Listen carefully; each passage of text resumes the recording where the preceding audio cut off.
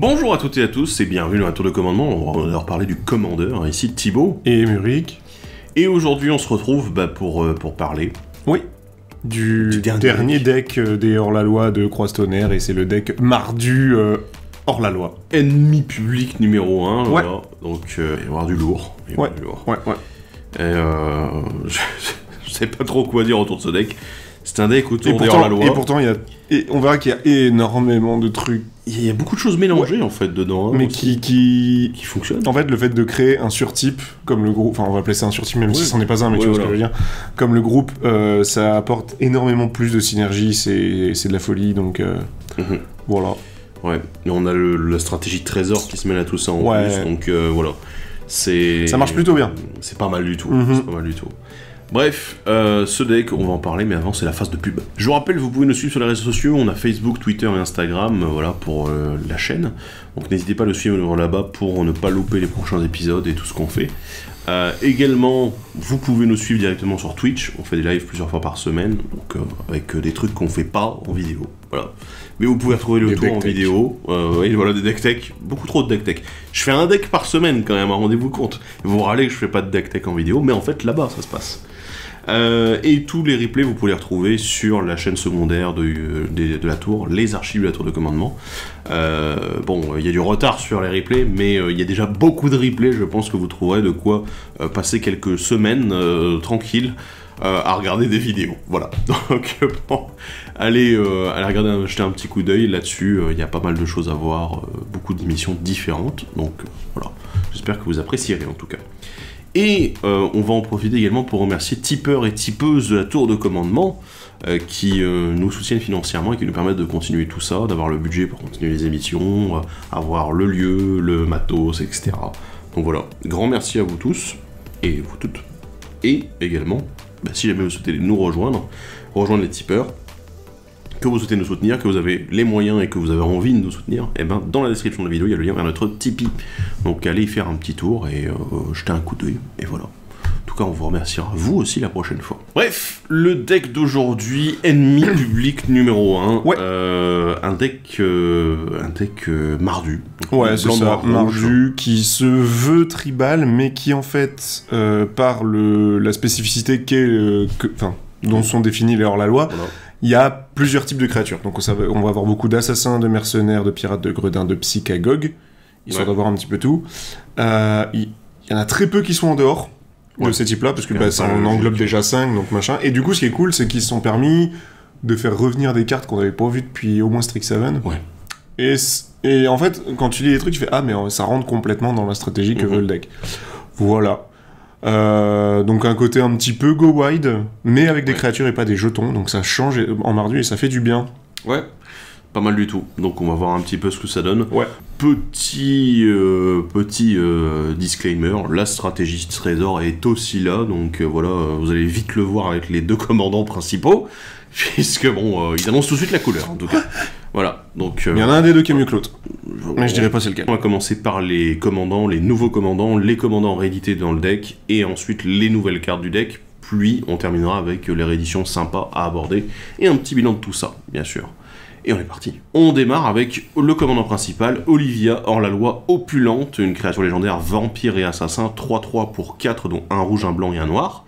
C'est une vol lien de vie, et à chaque fois qu'au moins un hors-la-loi que vous contrôlez inflige des blessures de combat à un joueur, créez un jeton trésor. Et pour 3, sacrifiez 2 trésors, mettez 2 marqueurs +1/+1 sur chaque créature que vous contrôlez, n'activez que en rituel. Bon, ça va, c'est que en rituel. Oh, ça va aller.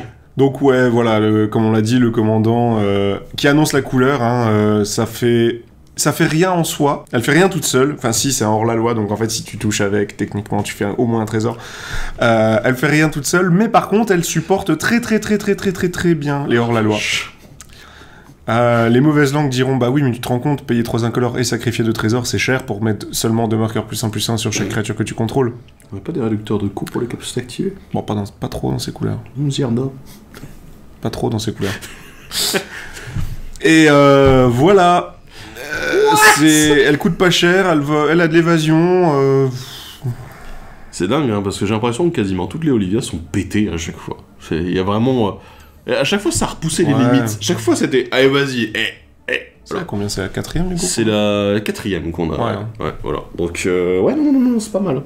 Mais moi, ce que j'apprécie, c'est que, bon, déjà, c'est un hors-la-loi qui a l'évasion. Super, magnifique. Et si on veut... C'est ça qui est débile, c'est que pour les hors-la-loi, elle est dans les meilleures couleurs pour, parce qu'on a des gredins, etc. Enfin, les 5 types sont représentés dans ces couleurs-là. Il n'y a aucun problème. Le noir est une des couleurs majeures. Pour, le blanc l'est un peu moins. Le blanc l'est carrément moins. Par contre, si vous voulez jouer Trésor... Les 3 couleurs sont les couleurs majeures de Trésor.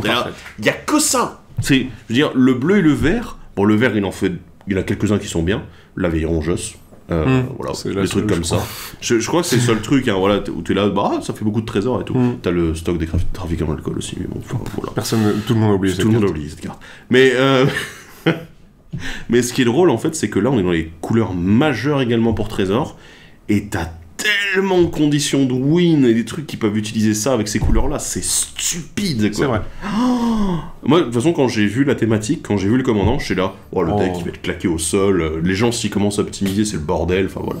Mais moi, je jouerais même pas tribal, ce stade-là, je jouerais, tiens, je fais les trésors, let's go. Bah oui, je comprends. Quelle horreur. Et c'est pas la meilleure des deux. Et non, parce qu'il y a l'autre. Et l'autre, c'est Vian, Oromancien, créature légendaire nain et psychagogue. C'est une 3-3 pour un rouge, un blanc et un noir. Les autres hors-la-loi que vous contrôlez ont la vigilance et la célérité. Au début du combat pendant votre tour, vous pouvez faire que les trésors que vous contrôlez deviennent des créatures 3-3 artefacts, construction et assassins, en plus de leurs autres types, jusqu'à la fin du tour. Donc... Déjà, c'est un cosplay d'Amérique. Oui, c'est vrai. Il y a un truc. Il y a un truc, mais ce qui est... Je sais... En gros, le truc qui est fort, c'est la combinaison. Encore une fois, Vian seul ne fait rien. Non. Il a besoin d'avoir des trésors pour fonctionner. Mais dès qu'il y a 3 trésors, ça devient... Là, on peut déjà commencer à causer. Ce qui est vraiment fort, c'est qu'en fait, puisque c'est des assassins, ils sont considérés hors la loi, donc vos trésors ont vigilance et célérité. Donc du coup, au début du combat, pour attaquer donc et ensuite pour faire voilà, exactement. C'est parce que c'est en plus de leurs autres types, donc du coup tu conserves le reste. Exactement. Sachant qu'en plus, il reste des créatures jusqu'à la fin du tour. Ouais. Si tu utilises un petit archétype que j'aime beaucoup qui s'appelle Aristocrate, là tu commences vraiment à avoir un deck qui tourne tout seul quasiment. Et où Vian est certes la pièce centrale, mais ça tombe bien parce que la pièce centrale est dans ta zone de commandement. Ouais. Sans que le deck soit trop commandant centrique non plus. Donc les trésors, ça veut dire que même la taxe de commandement. Voilà. Bah c'est ça, t'as toujours plein de mana. Moi je l'aurais fait coûter 1 de plus. Olivia coûte 4, je vois pas pourquoi est-ce que Vian coûterait pas 4. Parce que tu joues Vian tour 3 et après tu joues Olivia tour 4 et elle peut attaquer tout de suite. Bien sûr. Vigilance, célérité, elle fait des trésors et puis c'est logique là-dessus. Après en termes de puissance de carte pour le coup de mana, je trouve qu'il est trop fort pour ce coup. Parce que tous les trésors, ça peut aller tellement vite. Oui. Ça va très rapidement. En plus, voilà, pour rappel, en rouge, on a des cartes qui permettent de défausser et de faire des trésors, de faire du loot et en plus de faire des trésors à côté. En noir, on en a aussi, qui permettent de sacrifier et faire des trésors. Donc voilà, c'est des choses en fait qui se mettent assez vite en place et Vian il peut arriver juste après et déjà avoir facilement 3-4 trésors sur le champ de bataille. C'est alors, du coup, oui, vous vous en doutez, j'ai fait le deck, ça marche vraiment fort. Mais... Et c'est pour ça que j'ai pas peur de dire que Vian tout seul ne fait rien et qu'il te faut absolument au moins 3 trésors. Et du coup, ça pousse un petit peu à aller chercher des cartes qui sont pas forcément connues. Il y a notamment, j'ai redécouvert que dans Ixalan, il y avait un truc qui pour 4 te fait piocher 2, défausser 1 et faire 2 trésors. Ouais. Mais je l'avais oublié, c'était un rituel. Voilà. Mais en tout cas, voilà, le commandant est fort tout seul, enfin dans son deck à part, et il est aussi très très bon dans le deck, et on va voir pourquoi. Bah là, juste là, je viens de le dire, hein. Tour 3 Vian, tour 4 Olivia. Encore une fois, on voit que les deux commandants sont très synergiques ensemble. Ils jouent pas exactement de la même façon sur la double stratégie, mais ils sont tous les deux dedans. Ouais. On parle des autres commandants. Oui. Voilà, qui voilà, c'est la reine Marchesa. C'est bizarre de l'avoir en reine alors qu'elle est normale dans l'extension. Encore une fois, c'est très bizarre. Mais voilà. Elle est sur son lieu de villégiature. C'est ça. Mais du coup, la reine Marchesa, parce qu'elle est dans la thématique de. J'aime bien parce hors la loi. J'aime bien parce qu'elle est humain et assassin et pas humain et noble. Parce qu'elle est pas noble. Alors elle a accès... Mais oui, mais elle a accédé au trône en tuant le... Voilà, mais bon, c'est marrant. Mais du coup, Reine Marchesa qui est hors-la-loi, qui crée des hors-la-loi derrière si on n'a pas le monarque. Du coup, qui met le monarque dans la game. C'est très marrant parce qu'on se dit, bah tiens, vas-y, je veux pas être le monarque, y a pas de problème. Elle met le monarque dans la game et donc ça c'est cool aussi parce que vu qu'on a un commandant principal qui est basé sur l'attaque, c'est toujours bien. Donc moi je le trouve tout à fait adapté au deck. On a la tête. Oui. Bon, elle est clairement pas... Non, elle est moins bonne, mais elle est moins bonne, mais elle est très bien dans le soutien. Ouais. On a le retour de Brina la démagogue aussi, parce que oui, c'est un psychagogue, donc hors la loi, et on sait tous et toutes que Brina, c'est un petit peu fort, quand même. Notamment dans un deck où on va vouloir attaquer un petit peu partout, donc parfait. Oui, c'est pas mal. Parfait. Ouais, très bien. En effet, psychagogue. C'est ça. En parlant de trésors et de hors-la-loi, on a le capitaine Lanner et Tempest qui est réédité, que j'ai toujours trouvé assez aucune mid-tiers, mais dans ce deck, ça fonctionne mais là, un poil mieux. Ouais, quand même, parce que t'as pas peur en fait de sacrifier tout de suite le trésor à l'attaque parce que tu sais plus ou moins que tu vas en refaire un. Ouais, voilà. Donc plutôt cool. Puis bon, plutôt cool. Voilà, comme elle fait ses trésors à l'attaque, c'est parfait, quoi. C'est ça. On a une réédition que je m'attendais pas à voir. C'est Grenzo, le fauteur de ravage. D'ailleurs, je crois que c'est la première fois que je le lis en français. Bref, donc il date de Conspiracy 2, c'est mono-red, et surtout, ça donne des effets assez cool au moment où ça connecte. Ouais, avec l'incitation ou bien de l'Impulse Draw, en fait. Mais de l'Impulse Draw sur le deck adverse. Ouais, c'est marrant, c'est avec, ça ressemble au deck Gonti. Ouais, voilà. Et c'est rouge. Mais ouais, c'est peut-être l'un des moins pertinents dans les légendaires du bizarre qu'il soit là. Voilà, parce qu'il est gredin, d'accord, mais bon, c'est pas non plus... Après, si, tu peux te dire que, du coup, ça te permet, vu que c'est pour chaque créature que tu contrôles, tu peux inciter. Du coup, ça empêche d'avoir des bloqueurs en face, et du coup, toi, t'es hors la loi, tu peux attaquer plus librement. Et à l'inverse, avec tes trésors, en fait, t'as tellement de mana que tu peux te permettre de jouer les cartes... Bien sûr. Ouais, non, ça, c'est assez logique, en effet. On a Lorin et Camber. Au secours. Je les aime pas, excusez-moi. Hein, les duos de cette extension, j'avais vraiment du mal. Ça date de Chasse de Noce Écarlate, celle-ci. Ouais, voilà, donc le duo humain et vampire, tous les deux Grodin, donc hors la loi. Et je suis vraiment pas fan parce que, enfin, pour moi, encore une fois, ça marche pas. C'est pas très bon. Là, je vois Lorin dans la stratégie. Ah ouais, je fais des trésors, je peux les sacrifier pour inciter les créatures adverses. Mais je veux dire, tu regardes Grenzo juste avant et tu fais je crois que j'ai mieux là. Ouais. Voilà. Et Camber qui est absolument pas à sa place dans le pack. Enfin, honnêtement, là, moi, je suis... Bon, ouais, c'est... vous avez une 4-3 et une 3-3. Voilà. Bon, elles ont initiative, lundi, c'est des hors-la-loi, ça passe, ouais, bon. Waouh. Par contre, on a Marie, la plume tueuse, qui revient de New Capenna. Bon, je pense qu'on peut la lire parce qu'elle est quand même très très importante. Ouais. Donc à chaque fois qu'une créature qu'un adversaire contrôle meurt, on va l'exiler avec un marqueur contrat sur elle. Nos assassins, mercenaires et gredins ont le contact mortel, et à chaque fois que cette créature inflige des blessures de combat à un joueur, vous pouvez retirer un marqueur contrat d'une carte que ce joueur possède en exil. Si vous faites ainsi, piochez une carte et créez 2 trésors. Excellent. Et ce qui est marrant, c'est qu'en fait, on avait les prémices de l'archétype hors la loi déjà sur cette carte-là. Il nous manque les psychagogues et les pirates. Mais globalement, on a les autres, les trois autres types en fait. Ouais. Donc c'est super là-dessus. Ouais. Le fait est aussi que la capacité, elle se la donne à elle-même. Ouais. Ce qui est assez marrant. Et c'est de la draw et c'est des trésors, donc du coup on rentre dans l'autre partie de la stratégie aussi. Et ça fait un petit peu chier aussi les créatures, les joueurs qui s'amusent à sacrifier en boucle. Bien sûr. Donc cool. Donc ouais, franchement très bien, très bon choix. On a Turlupin également qui est réédité. Bon voilà, c'est un gredin, il a des cartes efficaces. C'est genre la deuxième ou troisième fois en très peu de temps, mais c'est toujours ok, parce que de toute façon on va... Il fonctionne bien. Il fonctionne bien, il fait de la value, il emmerde le monde, c'est un gredin, donc nous on sera contents. Voilà. Ah oui, on a aussi Fane, le courtier, que j'aime bien parce que c'est une toolbox un peu bizarre, mais qui fonctionne plutôt bien. Ça fonctionne plutôt pas mal parce que là on retrouve la stratégie. Les marqueurs et les trésors. Les trésors, t'es là, tu peux sacrifier les trésors pour faire en plus ces encres-là. Bon. C'est pas dans la logique... ça te fait des bloqueurs. Voilà, ça te fait des bloqueurs en plus, donc bon, pourquoi pas. Non, ça marche pas mal. Et enfin, on termine avec la massacreuse. Ça fait beaucoup de légendaires au passage. Hein, oui, il y en a énormément. C'est celui qui en a le plus. La massacreuse, bon, alors... C'est une vrasse. Voilà, c'est une petite vrasse sur pattes, on reste dans le côté... L'avantage, en fait, c'est que vu que nous, avec Olivier, on va avoir tendance à avoir beaucoup de marqueurs plus 1/+1, si on décide de partir sur ce côté-là, c'est pas trop déconnant de jouer la massacreuse et d'essayer de clean les boards adverses.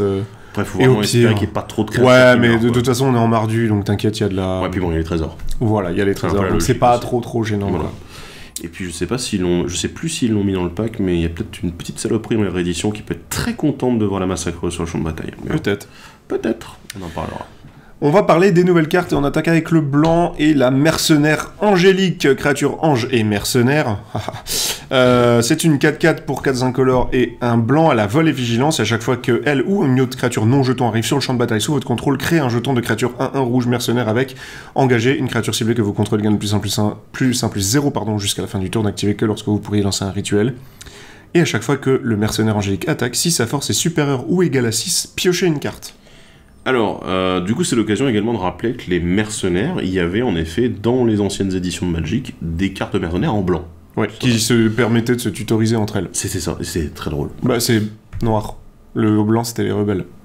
Ah non, le blanc, c'était les rebelles, le noir, c'était les mercenaires. Excuse-moi, voilà, j'inverse, en effet. C'était en masque de Mercadia. Masque de Mercadia, en effet. C'était il y a presque... intéressant comme story. C'était il y a 25 ans pour les jeunes. Oh merde, je me sens vieux. Mais du coup, le mercenaire angélique, bah moi je la trouve très sympa. Ouais, c'est fort. Hein. Le côté on fait des mercenaires, c'est vraiment cool. Parce que du coup, ça veut dire que tes créatures non jetons créent des jetons en plus. Honnêtement, ce qui, même en dehors de ce deck-là, est quand même assez stupide. C'est très très con. Et de l'autre côté, ah bah tiens, elle attaque, la force est supérieure ou égale à 6. Attends, excusez-moi, mais Olivia, elle booste pas. Excusez-moi. Si. Voilà, oui, voilà. Et Olivia, elle met 2 marqueurs sur toutes les créatures. Oh tiens, c'est marrant, ça fait marrant, ça fonctionne bien. Voilà, donc j'ai même pas besoin d'utiliser les mercenaires réellement pour... Mais les mercenaires fonctionnent avec elle. Vol Vigilance, énorme. Le coup de mana... Très bien. Pour moi, la carte elle est vraiment très forte pour son coup de mana. C'est ultra rentable, quoi. Accessoirement, c'est un ange, ça rentre dans Giada. Ouais, ça rentre très bien. Dans Giada, elle sera facilement à 6 en fait. Ouais, ça rentre très très bien dans Giada. Ouais, voilà, Donc ouais, assez cool. Et puis bon, c'est un ange pas cher. Enfin, 5 mana, c'est quand même... ça va. On est sur le milieu de la curve pour les anges, quoi. Donc c'est pas mal. La carte suivante, c'est nous partons à l'aube. Un enchantement qui coûte 3 dont un blanc. Les sorts de créatures légendaires que vous lancez ont la convocation. C'est bizarre, il n'y en a pas beaucoup dans ce deck. Chaque fois que votre commandant attaque, créez un jeton de créature 1/1 rouge mercenaire avec toujours la même capacité qu'on va éviter de relire. Oui, pourquoi pas. Je trouve ça cohérent. C'est cohérent, on va avoir beaucoup de mercenaires. On va avoir beaucoup de petites créatures. À un moment, Olivia, on va essayer de... Ou l'autre, si on décide de jouer l'autre, vont se faire sniper, donc c'est toujours un peu intéressant d'avoir un moyen de réduire la taxe de commandant. Plus ensuite, si on va avoir tendance à attaquer quand même avec Olivia, parce que vol lien de vie, on aime bien. Donc on pourra faire toujours des mercenaires. Non, c'est assez cool, c'est cohérent, ça coûte pas cher. Non, c'est pas mal. Bien. Alors après, moi je jouerais peut-être plus dans un deck légendaire que dans ce deck-là. Les autres mardus. Voilà, les autres mardus, oui, voilà, ça peut être pas mal. Mais convocation sur les sorts légendaires, ça peut même être... de créatures légendaires. De créatures légendaires, ouais, attends. Vous connaissez Isika? Non, mais oui, voilà, ça va être ça. Isika, Joda, on s'en fout. Oui, ça peut être assez débile toutes les mêmes merdes. Dans un deck, je pense. Tous ces mêmes trucs-là. Moi, ce que j'aime bien, c'est le fait que tu peux avoir des partenaires, et donc du coup, pour chaque créature qui attaque, pour chacun de tes partenaires qui attaque, tu vas pouvoir faire un jeton. Donc c'est assez cool. Est-ce que vous connaissez Signal Alarme? Tu vas en faire quoi? Bah, tu lances un sort de créature légendaire en engageant toutes tes créatures. Ta créature légendaire arrive en jeu, tu dégages toutes les créatures que tu as utilisées, tu refais pareil. Non, c'est pas le bon. Hein, quoi? Si, ouais. Oui. Voilà, débilité, mais bon, c'est des choses comme ça, quoi. Mais ouais, non, c'est intéressant. Moi, je suis... Ouais, ça va, c'est sympa. Ouais. On passe au noir, et la première carte, c'est Retour en ville. C'est un rituel qui coûte X, 2 incolores et un noir. Renvoyé sur le champ de bataille, X cartes de créatures hors la loi ciblée depuis votre cimetière. Voilà. Quand on arrive en ville, voilà. J'aime beaucoup Lilu, n'empêche. Très bien. Très très joli. Ouais. Et putain, y a rien à dire, hein. Ouais, non, c'est pour 4 tu ranimes une bête, pour 5 t'en ranimes 2, etc. C'est ça. C'est vraiment... tu vas avoir des trésors. C'est vraiment impressionnant de pas avoir un double X sur ce sort-là. Sur. Y a aucune restriction. Allez, non, y a même pas de restriction de coup de mana. Elles arrivent pas engagées. Il y a rien. Ouais. La seule restriction, c'est uniquement dans votre cimetière. C'est uniquement des hors-la-loi. Oh là là, c'est uniquement les hors-la-loi. Bon, ça va aller, je pense. Mais du coup, il y a des tribaux qui peuvent s'en servir aussi, quoi. Le tribal gredin peut s'en servir sans problème, c'est très bien. Excellent. On enchaîne avec le profanateur calciné, un squelette et mercenaire, qui a une sacrée gueule, il faut le dire. Et très très joli aussi. Il coûte 3 dont un noir, c'est une 3-1, et quand il arrive sur le champ de bataille, renvoyez une carte de hors-la-loi ciblée depuis votre cimetière dans votre main. Il a l'échappée pour 5 dont 2 noirs, et en exilant 4 autres cartes de votre cimetière, qui peut être rejoué depuis votre cimetière pour son coup d'échappée. Et quand il s'échappe, avec un marqueur +1/+1. Ouais, bon, là c'est un fossoyeur. Ouais, c'est un peu plus poussif, t'es limité à ramener un hors-la-loi, c'est un peu dommage. Moi j'aime bien le fait que sinon ce soit juste un... C'est un squelette, et on avait eu, je sais plus quand, un truc avec un tout petit peu de synergie squelette un peu réparti ces dernières années. Squelette et zombie, donc pourquoi pas. C'est pas un peu plus décevant que les autres pour l'instant. En fait, à part le fait qu'il ait l'échappée qui est sympa, ouais. Je préférais presque jouer un faux soyeur, celui qui a oui, change-là. celui qui a change-là, ouais. Et comme ça, du coup, on a le côté hors-la-loi, et en plus, on a juste pour un mana de plus, ça permet de récupérer n'importe quelle carte de créature. Son coût d'échappée est beaucoup trop cher. Ouais, c'est un peu cher. Pour 4, et en exilant 4 autres cartes, ouais, ok, mais là, non, c'est un peu cher. Mais... Ouais. La carte suivante, c'est le refuge discret. C'est un enchantement aura qui coûte 3 incolores et un noir enchanté terrain. Le terrain enchanté à engager, ajoutez 2 manas d'une seule couleur de votre choix. Ne dépensez ce mana que pour lancer des sorts de hors-la-loi ou pour activer des capacités de source hors-la-loi. À chaque fois que vous lancez votre premier sort de hors-la-loi à chaque tour, piochez une carte et perdez un point de vie. Je vais préciser un truc, s'il est discret, il faut pas faire de feu. Voilà. Donc, Ah mais ils sont tous en feu, regarde, même le cheval, il brûle. C'est des chevaux de feu. Ok, c'est vraiment pas discret du coup. Moi j'aime bien, Ouais. C'est pas mal. C'est intéressant de l'avoir comme enchantement de terrain. Ouais, c'est cool. Du coup, ça me donne encore plus envie de dire, n'oubliez pas vos pets de terrain, voilà, c'est important. Parce que, honnêtement, la capacité est forte. Le côté, tiens, ton terrain fait double mana pour les hors-la-loi, c'est très efficace, hein, c'est très bien. Mais du coup, à faire attention, je pense, là-dessus. Et j'aime beaucoup la capacité déclenchée. Hein. Ouais. Petite pioche en plus. Trop ça bien. fait plaisir. On continue avec le rouge, la seule carte rouge même. C'est Mort avant l'aube. Putain, il y a des cartes avec des noms très classe. J'adore, ouais. C'est un éphémère qui coûte 4, dont un rouge. Jusqu'à la fin du tour, les créatures hors-la-loi que vous contrôlez gagnent +1/+0 et acquièrent, vous l'engagez, cette créature inflige un nombre de blessures égal à sa force à une créature ciblée.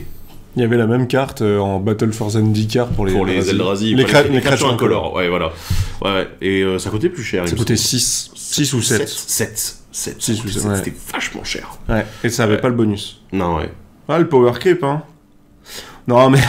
C'est hors-la-loi, là, monsieur. Hors-la-loi, ouais, non, mais sinon, non, j'aime bien. C'est ultra bon dans le thème, ça va permettre...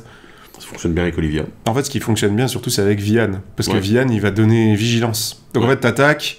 Et ensuite, tu démontes les bloqueurs. Avec le +1/+0 et bam, et ensuite tu peux... Et c'est pas se battre, donc tu perds rien. Ouais, ne serait-ce que rien qu'avec tes créatures, avec tes trésors, t'es là, t'as 3 trésors qui attaquent, c'est des 4-3, hop, tu les engages pour péter les bloqueurs, t'es là... Ouais, et c'est un éphémère. C'est un éphémère. Donc, c'est pour ça que c'est très intéressant, ouais, tu peux l'utiliser durant la phase de combat avec Vian. Très très cool. Ouais, c'est pas mal du tout. Ouais. On continue avec le médiateur d'eau grise. Créature lézard et mercenaire, c'est une 4/4 pour 2 incolores, un noir et un rouge. Chaque carte de créature hors la loi dans votre cimetière a encore X, X étant sa valeur de mana. Alors déjà, médiateur, mon cul. Ouais, parle-le, immédiate là. Immédiate, ouais. La vache, c'est fort. Non mais, je crois que c'est la première fois qu'on a ça, qui donne le encore pour la valeur de mana. Bah non. Il y avait l'autre là, Amaury. Amaury, elle donnait encore à la valeur de mana. Oui, mais elle te demandait en coût supplémentaire, elle le faisait qu'une seule fois, parce qu'il fallait que tu cibles en question en rituel, et surtout, tu devais en plus exiler des cartes pour le faire. Ah ouais. Ouais, c'était un peu un mix avec l'échappée. Non, mais c'était comme ça. Mais, pardon, c'était que pour tes créatures, bien sûr. Mais tu devais exiler 3 cartes, il me semble, en plus. Et t'es là, mais non, là, on n'est pas au même niveau, quand même, hein. Non, c'est le power creep. C'est assez stupide parce que le encore, vu que vous faites une copie pour chaque adversaire en jeu, t'es là, ouais, c'était ça. Hein. Fait que t'exiles un nombre de cartes égal au nombre d'adversaires que t'as. Bah, et voilà. Pour pouvoir activer. Ok. Ouais, il y avait quand même une restriction. Là, on est sur un power-up qui est assez fort. Parce que simplement hors la loi. Ouais, non, c'est pas un problème, quoi. En plus, si vous voulez jouer vraiment un petit truc hors la loi avec des effets de TB, par exemple, Médiateur de gris, c'est exactement le truc que vous allez devoir remettre dedans, parce que bon, en faire 3 copies comme ça, c'est super fort. Ouais. Non, plutôt cool. Je vois pas de défaut. Et en plus, il est 4/4, quoi. Il aurait pu être 2/2 pour 4 avec ce genre d'effet, mais non, il en fait une 4/4. Donc il passe outre tous les pyroclasmes et autres trucs du genre qui mettent 2 ou 3 dégâts, quoi. Non, mais il est con. C'est quoi cette carte? C'est quoi ce design là? C'est un peu poussé. Ah, un petit peu quand même. Et on termine avec le panneau des primes, un artefact qui coûte 3 et qui s'engage pour faire mana de la couleur de votre choix. Et aussi, il s'engage en payant 1 pour mettre un marqueur prime sur une créature ciblée, n'activé que lorsque vous pourriez lancer un rituel. Et aussi, à chaque fois qu'une créature avec un marqueur prime sur elle meurt, chacun des adversaires de son contrôleur pioche une carte et gagne 2 points de vie. C'est Matas. Ils ont refait Matas en artefact. Ils ont fait Matas sur un artefact, ouais. C'est très très bien. Attends, il était quoi, Matas? Blanc, noir, rouge. Oui, d'accord, mais les types, c'est un hors-la-loi ou pas? Non, c'était un vampire et... Vampire psychologue. Mais je sais plus. Vampire Vanilla, voilà, vous le savez. Un peu dommage. C'est un peu dommage, en effet. Mais c'est marrant de l'avoir... À mon avis, c'est parce qu'ils n'ont pas pu le réimprimer. Ils se sont dit, ça n'a pas d'utilité, donc du coup, on va faisons un caillou. Un caillou en plus, voilà. C'est marrant. Ouais, en fait, c'est assez drôle, ça donne une vibe... Enfin, c'est cool. C'est cool parce qu'en plus, ça devient un truc ultra politique où tout le monde discute un peu de... Enfin, sauf si vous voulez pas, mais en gros, tu discutes un petit peu pour savoir où je vais mettre la prime pour que ce soit agréable pour les 3 joueurs. Donc c'est plutôt bien. Ce qui est marrant, c'est que sur l'illustration, bah, on voit certaines des créatures qu'on connaît, quoi. Il y a Gonti, voilà. C'est Gonti, ça? Ouais, je pense que c'est Gonti. Je sais pas, peut-être. Voilà. Mais il y a Niflash, je vois, là. Je la reconnais avec sa tête de... Voilà, mais ouais, c'est intéressant, là-dessus. Bon, bah du coup, au niveau des rééditions, on va dire que c'est un petit peu plus... c'est un peu bizarre. Un peu bizarre. Parce que les nouvelles cartes, là on l'a vu, il y a quand même un certain power level qui est présenté. Et dans les rééditions, c'est un petit peu plus complexe au niveau de ce qui a été choisi. On va peut-être parler déjà des hors-la-loi intéressants qui ont été proposés. Alors, je vais en parler tout de suite parce que il est passe-partout, c'est le proscrit changelin. Ouais. C'est con, mais voilà. Ça marche très très bien avec la strat, peut pas bloquer, peut pas être bloqué, mais tu t'en fous, tu vas toucher un mec, tu vas faire des trésors, donc c'est plutôt cool. C'est ça, donc là-dessus, ça fonctionne plutôt pas mal. On a le sabbat des 100 voûteuses également qui est réédité, donc c'est pas mal, parce que ça fonctionne bien avec Olivia. C'est ça, c'est ultra synergique avec le gain de vie, on a un commandant qui permet de le faire, donc qui va nous faire de la résilience sur des créatures un peu gênantes. Ou que tes adversaires ont eu un peu de mal, donc c'est plutôt cool. Comme on a dit tout à l'heure, le blanc est pas très bon pour avoir des hors-la-loi, donc on a l'entité miroir, histoire d'avoir un truc, mais ce qui est assez fort. C'est assez fort, parce qu'avec tous les jetons de mercenaires qu'on va pouvoir faire en plus... Et tous les jetons trésors. Tous les jetons trésors, c'est assez cool. C'est vraiment bien. On a quand même pas mal de hors-la-loi qui sont assez faiblards, faut le dire. Des fois, ceux qui sont un peu gros sont parfois un peu inutiles, parce que bon, juste des grosses bêtes, voilà, ça marche un petit peu moins bien, mais ouais, là-dessus c'est assez moyen, quoi. Là. Celui-là, par exemple, est pas terrible. J'aime ça, j'aimais bien elle. Ouais. On a l'envoûteuse des Landes, en effet, qui est pas mal non plus, parce qu'on est encore une fois sur le côté gain de vie grâce à Olivia. Ça fonctionne pas mal, et puis bon, c'est une psychagogue. Elle est quand même assez fat en termes de mots-clés, etc. Donc ouais, c'est intéressant. Ouais, on a le match sans démarrer également, qui est pas mal dans le côté psychagogue. Moi, je l'aime bien. Elle est assez cool. Et c'est vrai qu'elle est assez sympa, moi j'aime beaucoup. Ça permet de gagner du temps en fait, parce que du coup, le fait de te dire mon prochain sort va pas me coûter de mana, mais que de la vie, c'est quand même assez cool. Dans un deck où tu vas pouvoir quand même en gagner, c'est pas si déconnant que ça. Là-dessus, en fait, finalement, on vous parle... on vous a fait à peu près le tour de tous les bons hors-la-loi en plus. Il y en a d'autres qui sont ok. Là, on dira pas grand-chose de plus dessus, mais il y a là un côté assez ok. Mais peut-être que là, ils se sont aussi restreints en mode il faut éviter de mettre la totale. Il y a ça, et puis il y a aussi le fait que tu as un set où c'est littéralement un des archétypes. Donc il y a beaucoup de bonnes choses dedans. Donc, voilà, c'est à voir, à explorer. Les petits enchantements en plus là. Avec l'extension, quoi. On a également encore une réédition de l'Idole de l'Oubli. Mais c'est pas grave, il en faut. Mais de toute façon, à chaque fois, elle est pertinente, elle est bien. Voilà, donc pas grand chose d'autre à dire là-dessus. Ça marche plutôt pas mal. Alors, on a des enchantements, mais on n'a pas les deux Usual Suspects, ceux auxquels on s'attendait, parce que voilà, il n'y a pas Dîme étouffante et il n'y a pas Jouissance des richesses, qui sont les trucs que tu dis trésor, lol, on va jouer ça. Non. D'ailleurs, il n'y a pas non plus l'attaque sur le monologue, qui aurait pu être jouée, mais de manière plus tranquille. Voilà. Mais là-dessus, on n'a pas non plus. On a la pluie de richesse. On a la pluie de richesse, qui est pas mal du tout. Parce que on a aussi la cascade, c'est Life Insurance. Ouais, assurance vie. Parce qu'en fait, vu qu'on a beaucoup de créatures dont jetons, c'est quand même cool de te dire que même si elle meurt, tu perds un point de vie, tu refais un trésor, c'est plutôt cool. Voilà. À ce niveau-là, ça fonctionne bien. On a quand même quelques petites cartes de gestion, notamment on a Jugement selon le conseil, et ça j'aime bien, parce que c'est une carte que j'apprécie beaucoup. Ouais, qui a mis longtemps avant d'être réédité. Ouais. Honnêtement, concrètement. J'aime beaucoup aussi Saisir l'occasion. Ouais. Très bonne carte qui se voit rééditer aussi, alors que pendant un moment elle avait été une fois dans Capenna, pardon. Et ensuite on a attendu un petit moment avant de la voir revenir. Alors c'est une très bonne carte de multi, très intéressante, politique, c'est sûr, ça fonctionne pas mal. Il y a également une autre carte, moi, que j'apprécie beaucoup et qu'on a vu assez peu rééditer en fait, là-dessus, c'est la mutinerie de masse. Le côté, voilà, on va piquer des créatures adverses. Alors, il n'y a pas de logique avec la stratégie là, si, à moins que ça peut être le kill final en fait. On n'est pas au niveau d'insurrection, c'est évident. Mais bon, insurrection c'est une excellente carte, voilà. Mutinerie de masse, c'est un petit peu la version Wish, j'ai envie de dire, de ça. T'en prends qu'une. T'en prends qu'une par adversaire, mais si ça te suffit derrière en les boostant éventuellement avec le Olivia, ça peut être suffisant derrière sur une mutinerie de masse, quoi. Mais voilà, là-dessus, c'est déjà pas mal. Après, on a des petites gestions classiques qui fonctionnent pas mal et des petits moteurs de pioche. Encore une fois, on est assez léger en termes de Vras. Voilà. Tout ce qui est Rasboard, il y en a pas. Il y en a pas. Non, il y en a pas. Il y a un charme de Boros quand même pour se protéger. C'est déjà... Voilà, c'est déjà pas mal. Voilà. Hein. Ok, bilan. C'est bizarre, mais en parlant des rééditions là à la fin, voilà, je vais lire tout de suite. Alors, il y a un fabricateur de l'Académie aussi, juste pour ceux qui le rechercheraient encore, alors qu'il se fait rééditer en masse en ce moment, et il est absolument inutile dans le deck. Voilà, puisque vous faites que des trésors, et alors c'est sympa d'avoir des petits indices, des petits fous d'à côté. Ouais, mais t'as pas. En fait, il n'y a pas beaucoup d'utilité, quoi. Voilà. Parce que c'est qu'avec même avec Vian, c'est que les trésors qui sont animés, c'est pas tes artefacts. À la limite, tu pourras piocher, quoi. Ou gagner des points de vie. Bon, voilà. Mais. En fait, c'est dingue parce qu'on a parlé des commandants, on a parlé des commandants réédités, j'étais là, bon, la majorité ça va, y a pas de problème.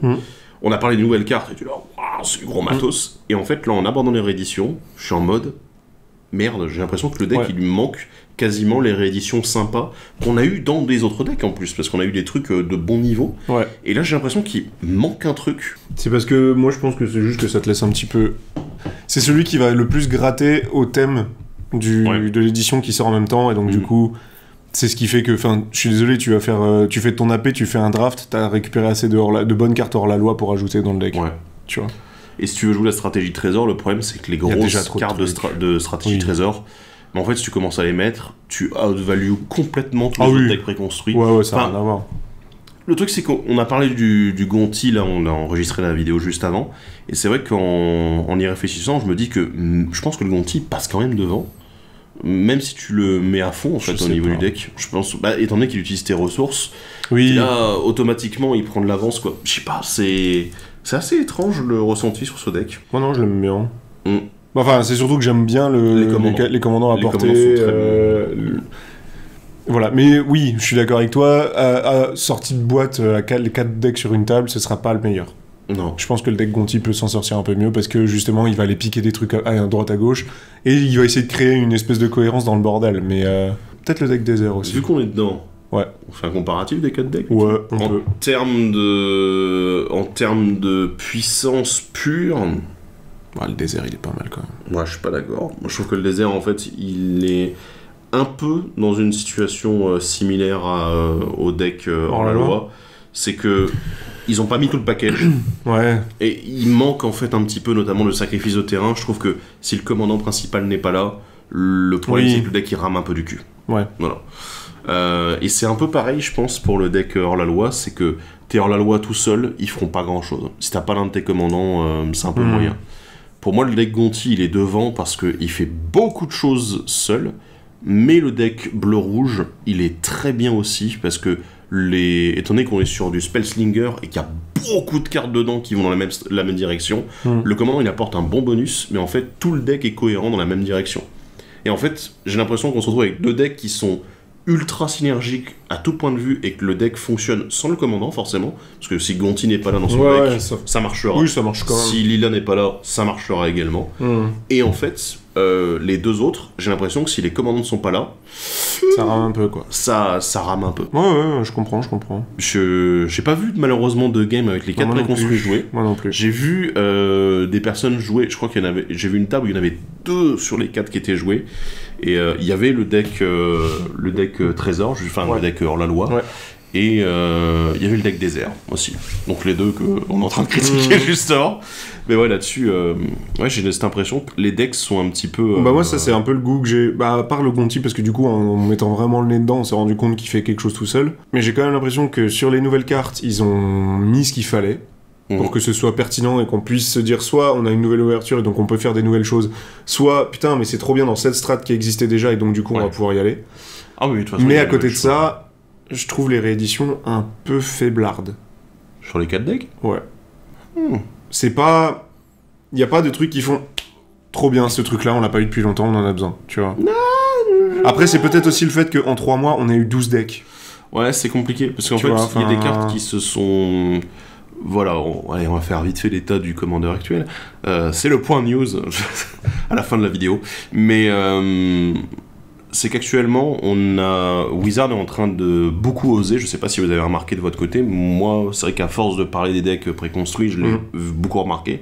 Mais en fait, ils osent de plus en plus rééditer des cartes qu'ils n'osaient pas rééditer auparavant. Voilà, on parlait tout à l'heure du fabricateur de l'Académie qui est dans le deck là. Ben, par exemple, lui, depuis Modern Horizon 2, il était apparu nulle part. Et d'un seul coup, en l'espace de 6 mois, on l'a vu rééditer dans plusieurs decks d'affilée.